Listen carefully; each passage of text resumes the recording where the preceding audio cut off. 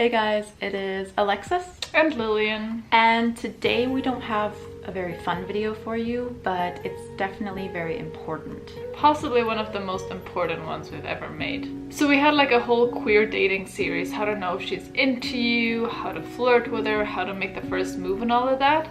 Now we're gonna take things from a little bit of a different angle for those of you who are already in a relationship.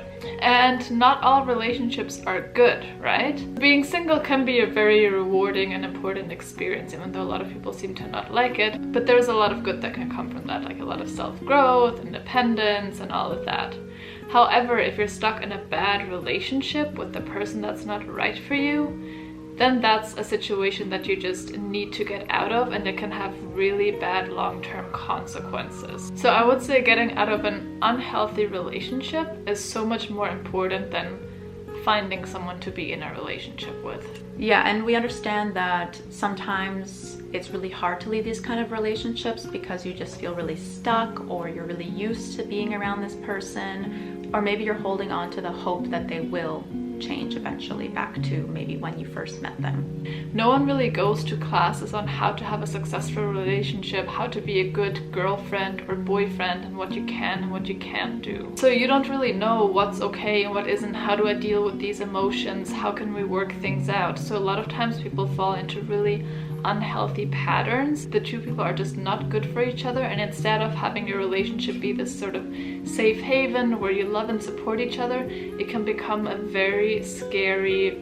harmful place. And I feel like a lot of people think that, oh, like abusive relationships, when it's physical and verbal, like that's when it's toxic, but it's actually way, way, way more than that and way deeper than that. Some people think that they're only present in straight relationships and that usually the man is the more abusive, toxic person. But that's not true. They can happen in any shape or form of the relationship. Sometimes the woman can be the toxic person and the man is the victim, and they can also happen in lesbian relationships. And gay relationships. Any sort of relationship, yeah. That's why we thought it would be really important to do this video.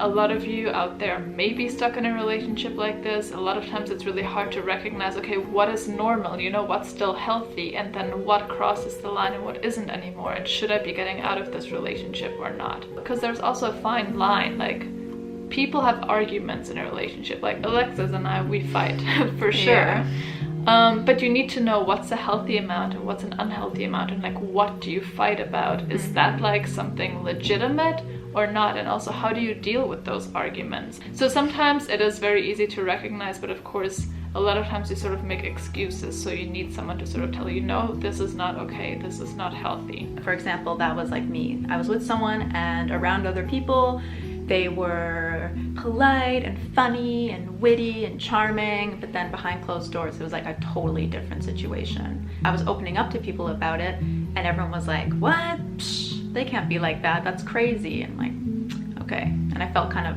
like I didn't have anyone, so. One of the signs that you're in a toxic relationship is the feeling that you have to tiptoe around your partner all the time and that you're constantly walking on eggshells. Meaning that you're always sort of watching what you're doing in order not to upset them. Like you can't really just say what you think and do what you want because you always have on your mind, how are they gonna react to this? Yeah, like pretty much like you're a prisoner in your own body. If I say that I have this opinion, is that gonna cause a fight? So you always sort of have this like uneasy feeling that you have to be censoring yourself and watching what you're doing or saying, which is really a horrible feeling. Yeah, it's sort of like you said, feels like you're a prisoner and you don't feel liberated or anything at all. And you're just like, okay, I really don't want to fight about this, I really don't want to upset them, so I'm just gonna be very, very careful. Another sign that you might be in a toxic or unhealthy relationship is when your partner is very controlling. So they're controlling who you speak to, what you do, what you wear, like pretty much everything. It doesn't have to be to the extreme, but it can be little things like that that can actually turn into something more extreme. We start off with something really small, like, oh, I don't like you talking to that person, which, you know, okay, all right, I get it. If you feel like a weird vibe or you don't like that person, all right, like I give it to you. I won't talk to them, like just to, you know, respect you and our relationship. But once it starts getting into, you know, what you wear, what time you go out, what time you come home, who you're hanging out with, yeah, that's just when you're starting to not be your own person anymore, and that's really scary. This controlling bit leads into the next point, which is when someone is overly possessive and overly jealous. So this happens in a lot of relationships, unfortunately, and a lot of people sort of try to disguise it as like, oh, it's good that I'm jealous. It's like loving jealousy. You know, I'm so in love with you. I like you so much. I just want you for myself. But there is healthy jealousy and like normal jealousy. I think every human has felt jealous at some point in their life, you know, it's just a normal response. But then it's also how far you let that go, to the point where you're like, yeah, I don't like you talking to anyone else. I don't want you going to a bar, you know, someone might be looking at you and I know who each of your friends are and like if they're a potential threat. And if you're looking one way, it could be like, why are you looking at that person? Are you into them? It's like, no, I was just like checking out that poster or something like that. That it gets just like ridiculous. Yeah, and then you just start getting kind of like tunnel vision because you're not able to do anything as like you normally would, or yeah, you're supposed to. And then the thing is also like coming from the other side, because you know there may be even people watching this who are sort of the toxic person in the relationship, that are recognizing, I am doing this with my partner because I just like can't help it. Some people may have a little bit of a tendency to do things like this, and it's again because we weren't really taught of how to deal with our feelings. You know, if you're very insecure and you get jealous and then your response is to be just like controlling and super jealous and setting these rules, like you need to learn how to better deal with your insecurity. But I guess we can do another video on how to deal with if you have unhealthy patterns and if you're a toxic person. Yeah, especially if you have parents who are just role models to you and they're in an unhealthy relationship, then like how are you supposed to really know, right? Like what is supposed to be and what is not supposed to be. Yeah, it's like I always saw my mom like scream at my dad, like that's normal, right? So another sign of a toxic relationship is when the other person is constantly manipulating you and gaslighting you. So gaslighting seems to be a more like current buzz term that a lot of people are throwing around. So what it actually is when your partner or anyone basically is trying to manipulate you in a way that you don't really know what is true and what isn't anymore. That they're kind of making you feel like you're crazy and like maybe you're to blame. So if you have reasonable suspicion, for example, that your partner is cheating on you or like flirting with other people and you don't like that, and then you bring it up to your partner, say, I think like, were you cheating on me? Or like, are you flirting with this person? Are you into this person? And then they're saying like, hey, what are you doing? You're being super controlling, like you're just making things up, you're crazy, you should relax. Yeah. And then you think, hold on, am I being the bad person here? And you're sort of questioning everything and you don't really know what's real anymore. Are they in the wrong or are you? And you bring up other scenarios that happened. They're like, no, that never happened, you're just making it up. And then you're just like, what is even real anymore? Yeah, it's just like a huge like psychological circle in your mind that you're like, what is going on anymore? So another sign is that you're constantly fighting, not just, you know, your typical little fights here and there, bickering back and forth, you know, that happens, we do it all the time, but fighting over just everything. And I think it's also a lot of fights about fundamental things. So not only like the little daily things, but even just in general, like, oh, you're not a good girlfriend if you do things like that. Or do you even love me?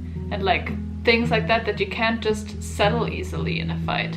And a lot of it is also about the way that you're fighting. So you can have fights that are healthy, that come to a conclusion and that then improve the relationship. But you can also have fights where you're both just yelling at each other. Breaking things, screaming. Yeah, you don't come to a conclusion. It might even be violent. It could be, yeah, very destructive. Then in the end, what came from it? Nothing. You just like basically yelled at each other, hurt each other's feelings, didn't listen to each other, and didn't come to a conclusion. That's bad. And I think that ties into another point, which is when you're in a toxic relationship, you're gonna feel just mentally and even physically drained. And a lot of times your body will even tell you, just the way that your body reacts to external toxins, it can also react to a toxic person or a toxic relationship. So listen to what your body says. Sometimes your skin will break out more than usual if you're in an unhealthy relationship. You're gonna have stomach pain from ulcers and things like that. Yeah, maybe like your hair falls out. It's like super high levels of stress. Maybe you're not eating, you have headaches. So the next one is just not seeing a future with this person. Maybe when you do picture a future, you picture the person that you want to be with. If you close your eyes and imagine some kind of future with this person and it's a bad future, that's a clear sign that this person is not right for you at all, and that you really need to just like try to get out of this relationship.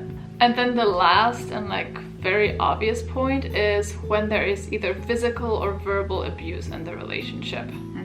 And that is, again, not all toxic relationships have this present, but sometimes it does grow into that, and that's when it's like a sure sign like you're not safe in this relationship.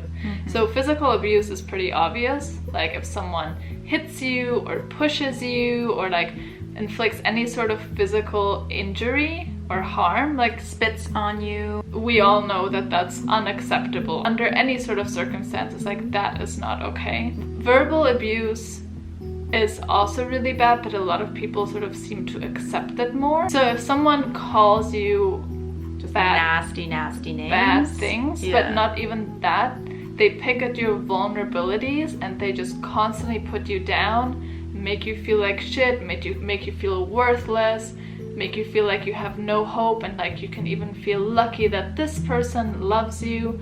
That is extreme verbal abuse, and you don't need to be taking any of it. Like again, your relationship is supposed to be your happy, safe haven, and it's not supposed to be you guys fighting and this person putting you down. Yeah. And like we understand like completely that it's really hard to get out of these relationships, especially when you're super stuck.